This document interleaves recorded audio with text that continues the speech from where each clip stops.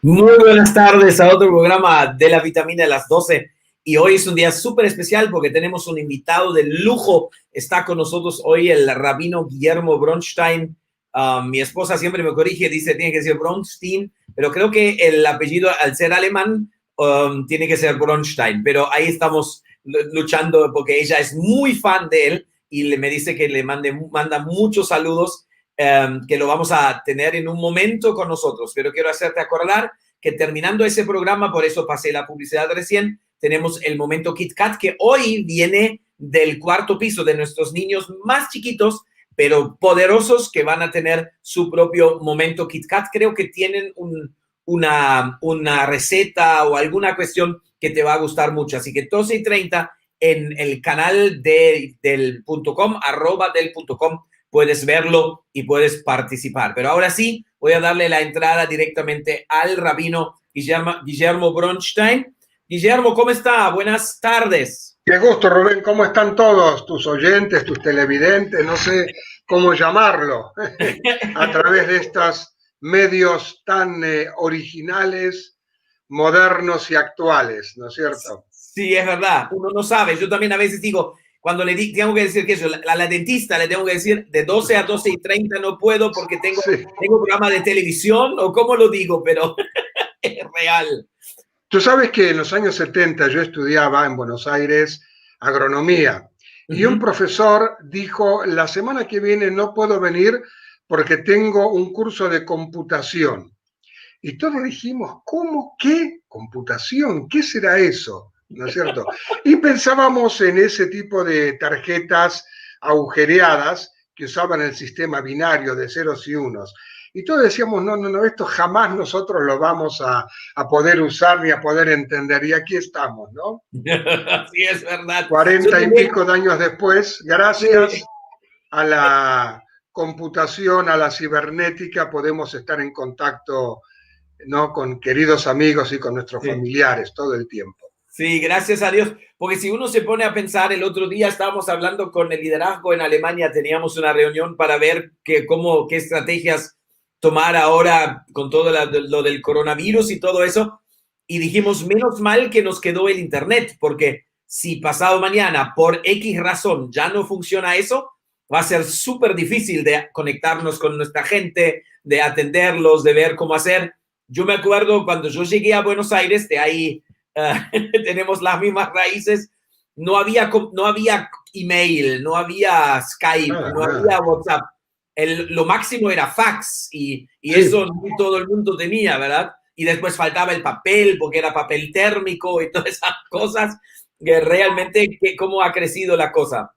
mira, yo digo que Dios ha sido sumamente misericordioso en esta pandemia, porque imagínate lo que fue la última, en 1920, una pandemia con millones de muertos después de una guerra espantosa, terrible, con también millones y millones de muertos, y en esa época no había ningún tipo de comunicación, Uh ni -huh. siquiera había aviones, apenas había trenes, y en Europa todo estaba cortado, ¿no?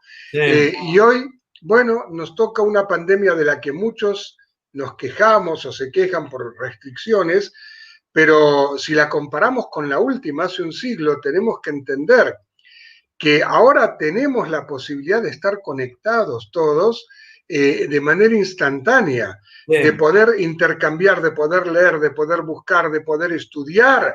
Nuestros hijos y nietos pueden estudiar a través de la computadora, del Zoom, ¿no es cierto? Sí. Y estamos pasando una pandemia que es terrible, es una prueba seguro, pero que no viene después de una guerra, ¿no es Sí, es cierto? verdad. Y Es verdad. esperemos que nunca más haya una guerra global, Dios nos libre, ¿no? Sí, la Y verdad que que, sí. bueno, por más que los futurólogos están prediciendo que va a haber más pandemias, oramos para que esta sea la última, ¿no? Por lo menos Por con estas favor, por características. favor, sí. Así es. Guillermo, lo tengo hoy en el programa porque para ponernos todos en el sitio, cada vez más cristianos, cada vez más iglesias también están descubriendo lo que nosotros llamamos las raíces judías. Yo creo que suena muy, muy grandote, que en realidad lo que están, digamos, descubriendo algo que es real desde más de 2000 años, que Jesús fue judío, nuestra fe cristiana viene de una raíz judía, pero hay muchas iglesias que están comenzando también a ver el tema de las fiestas y el tema digamos, cómo se vive una fe judía. Y nosotros mismos estuvimos haciendo una pequeña celebración el viernes pasado en el Shabbat de Rosh Hashanah. Los chicos hicieron un baile, comimos manzana con miel y entendimos que la cuestión, y ahí estaban conectados gente de Ecuador, de Bolivia, de Paraguay, de Argentina. Y la verdad fue bien lindo y a nuestros chicos les encanta el Shabbat, de celebrar nuestra manera. Obviamente no cumplimos con todas las reglas que incluye el Shabbat original, pero la idea es de acercarnos a estas cuestiones. Y yo le pedí, porque estamos cerca de Yom Kippur, si nos puede explicar un poquito de Rosh Hashanah. Yom Kippur es día de ayuno, de oración, de arreglar cuestiones, y para llegar a Yom Kippur, ¿qué nos espera? Bueno, en primer término tenemos que encuadrar Rosh Hashanah y Yom Kippur dentro de lo que son las 5 fiestas básicas del pueblo judío como están mandadas por Dios en la Torá, o sea, en el Pentateuco, que son 3 fiestas de peregrinación: Pesaj, la Pascua, Shavuot, Pentecostés y Sukkot. La fiesta de las cabañas se llaman de peregrinación porque el pueblo subía al santuario, que después se construyó en Jerusalén, para llevar ofrendas al santuario, ¿no es cierto? Y la fiesta de Sukkot, que es la tercera de estas, viene acompañada en el mismo mes, de manera previa, por otras 2 fiestas cuyas características son absolutamente diferentes de las 3 fiestas de peregrinación. La fiesta de peregrinación, además de tener una raíz agrícola, porque la Pascua, Pesaj, es la fiesta de la primavera y la cosecha de la cebada. Shavuot, las 7 semanas después, es la fiesta de la siega del trigo y de llevar las primicias de los frutos al templo. Y Sukkot, la fiesta de las cabañas, es la fiesta en la cual se agradece a Dios por todo lo que se ha logrado juntar en el año que termina, o que terminó, con los frutos de los árboles, es decir, la vendimia, las aceitunas, los higos, las granadas, etcétera, ¿no?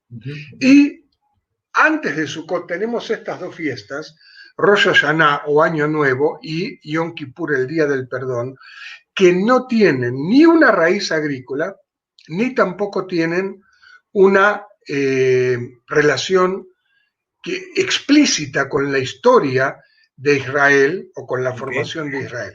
Más adelante, pero más adelante en el Talmud, nuestros sabios le dieron a Rosh Hashanah, el Año Nuevo, el carácter histórico de ser el día en el cual el mundo fue creado.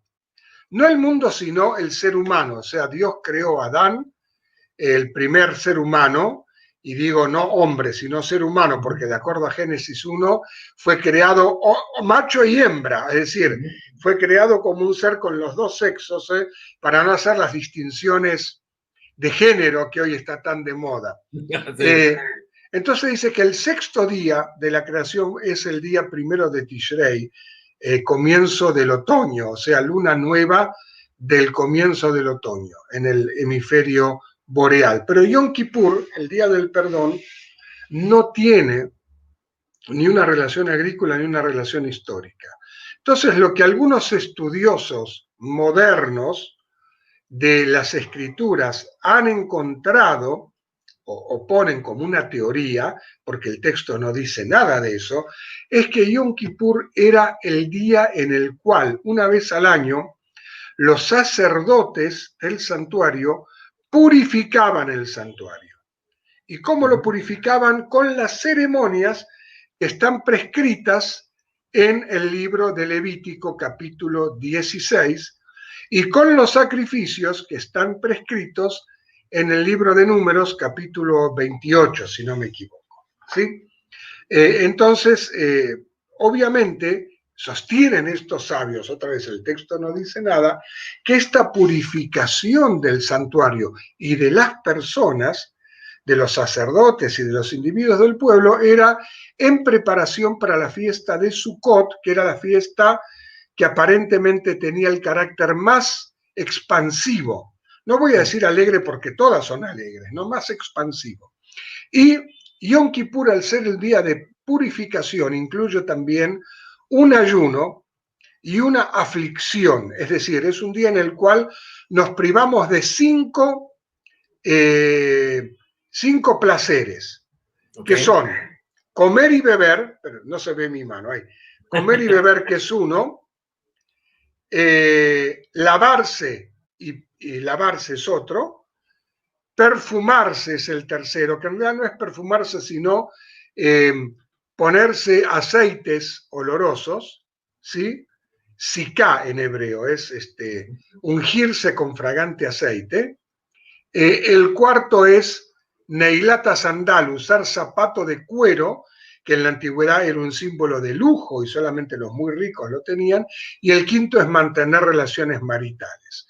Entonces, en el día de Kippur nos abstenemos de estos 5 cosas que nos dan placer. Pero hay que aclarar, Yom Kippur, día en el cual ayunamos durante 25, 26 horas, desde la puesta del sol del día anterior hasta que es noche cerrada el mismo día de Kippur, no es un día de duelo ni de tristeza, es un día de meditación y purificación, que no es lo mismo que decir que es un día triste, al contrario, termina Kippur y tenemos que sentir que salimos espiritualmente renovados para enfrentar un nuevo año.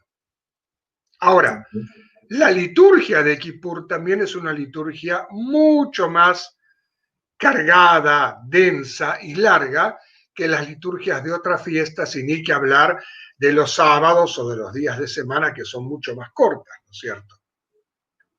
Wow, pero eso significa, yo tenía entendido que en esta semana es uno, si es practicante, va, busca a las personas que puede haber ofendido, que puede haber lastimado, pide perdón, recibe gente, bueno, ahora hay que hacerlo por internet probablemente, pero recibe gente que le piden ese perdón y uno lo extiende para como llegar al día de Yom Kippur como un día donde, o sea, se termina la cuestión de la purificación. ¿Y qué hay tal cual? No, Yom Kippur es el día que nos purifica Dios. Ahora, la purificación implica una etapa previa que va de Rosh Hashanah a Yom Kippur, y que es justamente lo que tú acabas de mencionar. Es decir, tenemos que llegar a Yom Kippur para de verdad estar purificados, no solamente física, sino espiritualmente, habiendo obtenido el perdón de nuestros semejantes. ¿Por qué? La Torá contiene tiene muchos tipos de mandamientos, ¿no es cierto? Se pueden clasificar de muchas formas. Por ejemplo, aquellos mandamientos que son mandamientos positivos, por ejemplo, recuerda el día de Shabbat, santifícalo. Es un imperativo, ¿no es cierto? Haz esto. Y por otro lado tenemos los mandamientos negativos, que son las prohibiciones. Como en los 10 mandamientos, no pronuncies el nombre del Señor tu Dios en vano, no tengas codicia, etcétera, etcétera. Y tenemos otra clasificación, que son aquellos mandamientos rituales. ¿Qué significa rituales? Que el individuo los cumple entre su persona individual y la divinidad y Dios. Y no interviene ningún prójimo, ninguna otra persona. Por ejemplo, cuando hablamos de las comidas permitidas y prohibidas. Si alguien comió algo que no está permitido, esa falta no afecta al prójimo. Es una falta para con Dios, ¿cierto? Y tenemos muchas otras así, pero doy esa como un ejemplo. Ahora, frente a esas tenemos los mandamientos sociales, aquellos que si un individuo los transgrede, afectan a otro individuo o a la sociedad. Nuevamente lo que dijimos antes, no pronunciarás el nombre del Señor tu Dios en vano. También es un mandamiento social. ¿Por qué? Porque tiene una parte ritual, que es no decir el nombre de Dios por decirlo, pero también si uno va a un juicio y jura por Dios y miente, eso tiene consecuencias que van a dañar a una persona, que es la persona contra la cual uno testificó en un juicio, ¿no es cierto? Junto a eso obviamente tenemos no robar, otra vez no codiciar las pertenencias del prójimo, etcétera, etcétera, etcétera. O sea, por ejemplo, hay otro que hoy día nadie lo cumple y debería ser reevaluado. En el Deuteronomio dice que cuando tú tienes un asalariado, no habrás de hacer pernoctar el salario del trabajador hasta el día siguiente. O sea, hay que pagarle lo que trabajó el mismo día. Eso no se hace. O sea, inclusive aquellas personas que pagan correctamente lo hacen semanalmente o quincenalmente o mensualmente, pero no día a día. Cierto. La Torá nos exige que sea día a día lo que se paga, ¿no es cierto? Ahora, cuando uno incumple ese mandamiento, está perjudicando la manutención básica de otra persona, del asalariado que ya trabajó, ¿no es cierto?, por ese salario.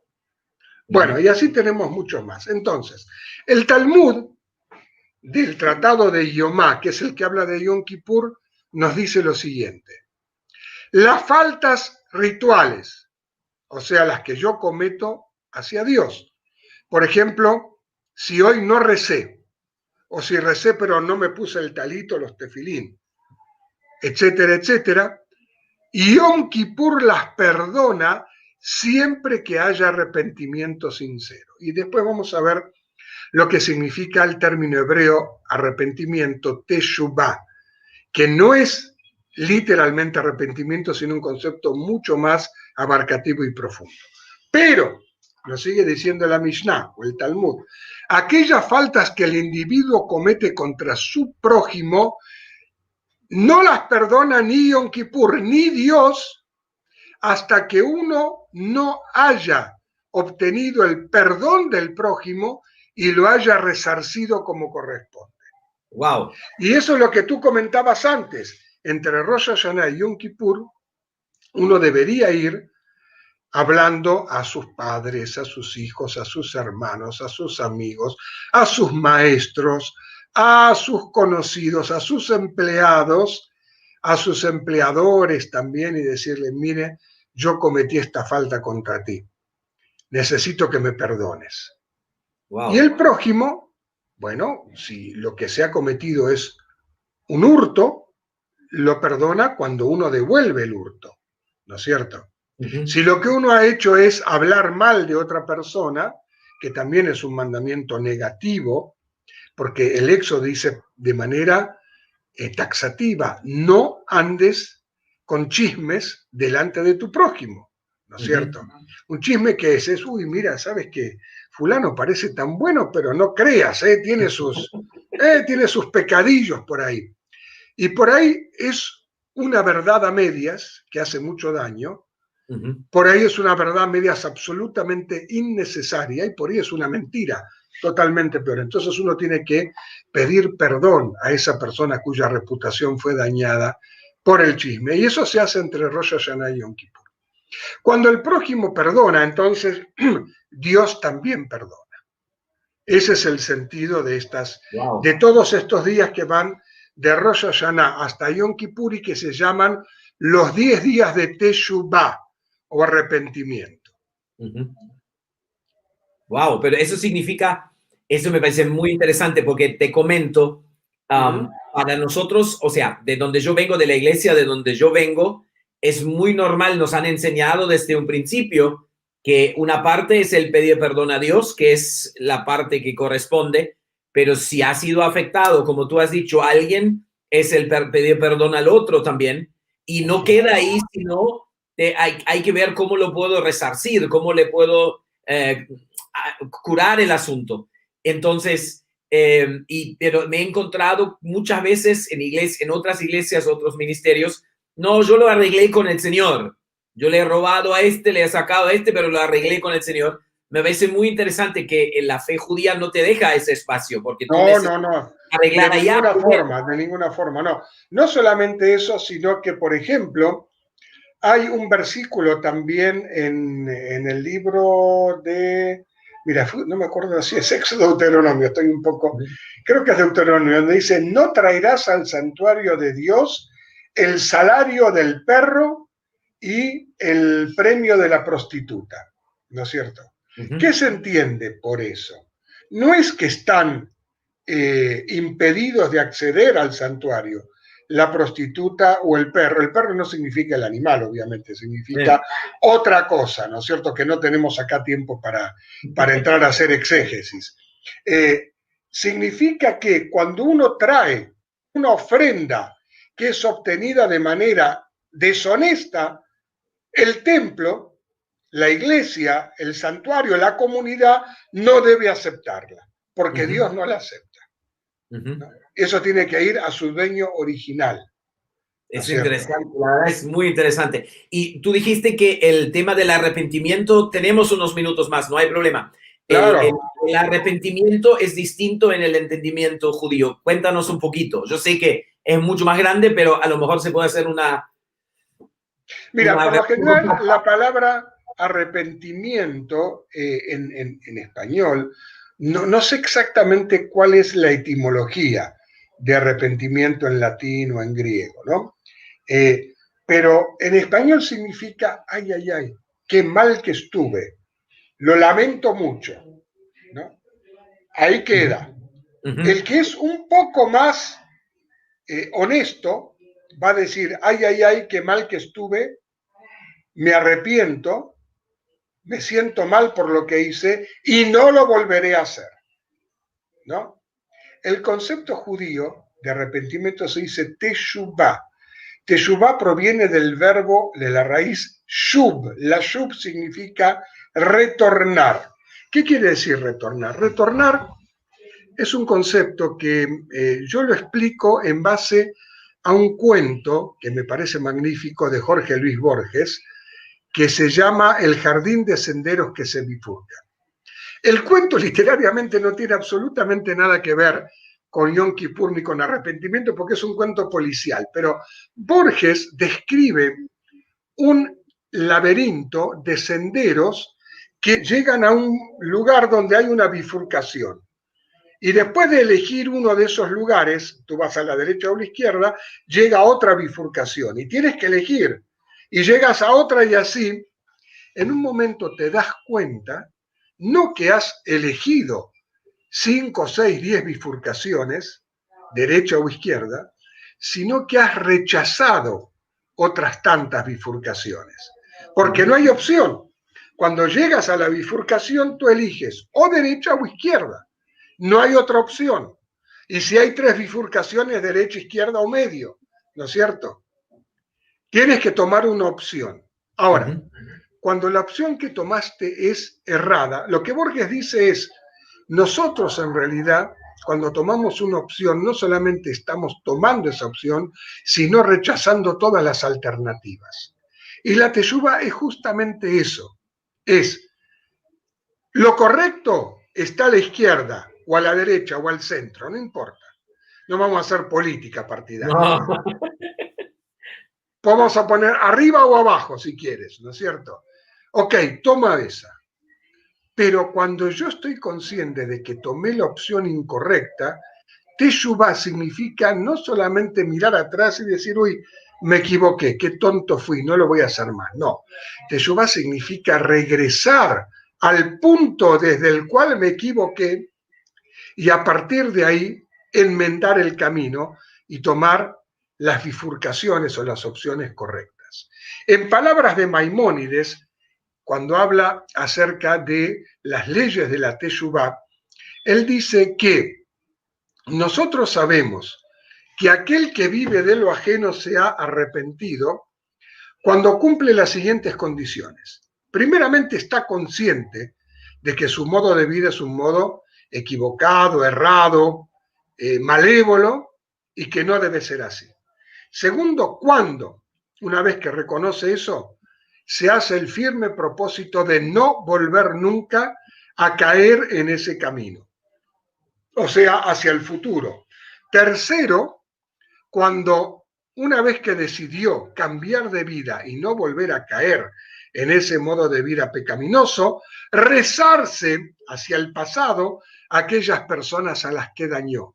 Y por último, hay un paso más, pero por último y más significativo, nosotros sabemos que la teshuvá, el arrepentimiento, es total cuando esa persona destruye los elementos que le sirvieron para llevar ese modo de vida. Es decir, si el ladrón usaba armas, Dios libre, que nunca las usen, ganzúas para abrir puertas, llaves maestras, como se dice, es una pata de cabra, en el momento en que las destruye, porque decidió cambiar de vida y que no sirvan más para el delito, ahí, recién ahí, sabemos que su arrepentimiento es válido y total.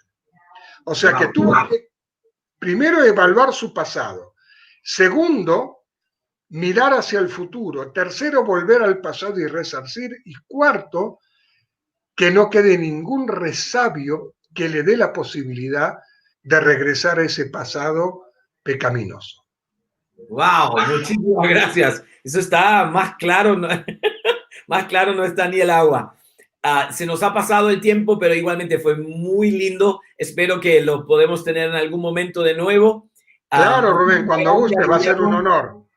Gracias, muchas gracias, Guillermo. Saludos a tu esposa y ahí yo te saco de la imagen para terminar el programa, pero muchísimas gracias. Igualmente a Fabiana, a tu hija, a toda tu congregación, a las dos congregaciones, un saludo de corazón. Muchísimas gracias. Y como le digo a todos mis amigos, con que el año que empezó, 5781 en el calendario judío, sea mejor que el que terminó, ya, firmemos contrato ahora. Y dale, vamos. Gracias. Eso fue el rabino Guillermo Bronstein. ¿Se acuerdan del Teshuvah, que significa arrepentimiento realmente? Me pareció muy, muy, muy interesante. Y creo que tenemos que aprender mucho todavía. Nos hace falta un montón de enseñanza de ahí todavía.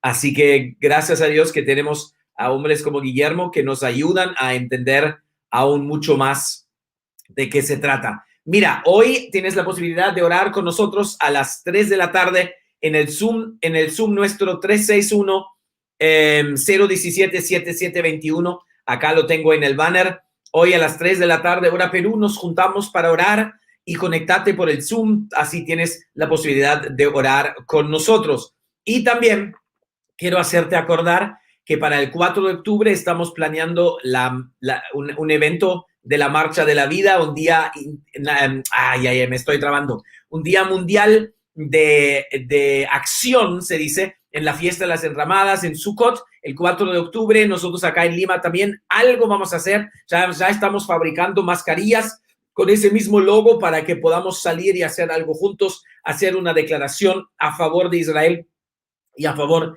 de la vida judía aquí en el Perú. Así que no te lo pierdes, la información va a ir llegando todos los días, va a ser un poquito más, porque eso es un tema en desarrollo todavía. Pero eso en realidad ha sido todo por hoy. La verdad, un placer haber tenido al rabino Guillermo Bronstein con nosotros y creo que nos ha enseñado un montón de cosas. Y si no lo has podido ver o solo una parte, o lo vuelves a ver en YouTube o en Facebook, pero me parece que este va a ser uno de los programas para los mejores momentos el domingo a las 9 de la noche para que lo puedas volver a ver. Así que eso ha sido todo por hoy. Un abrazo desde aquí. Hay mucha gente que nos ha escrito. Gracias. Gracias, rabino Guillermo, tan claro y didáctico para explicar. Excelente. Así que hubo mucha gente que estaba conectado en el día de hoy disfrutando de una clase maestra sobre Yom Kippur. Así que un abrazo y nos vemos. Chao, chao.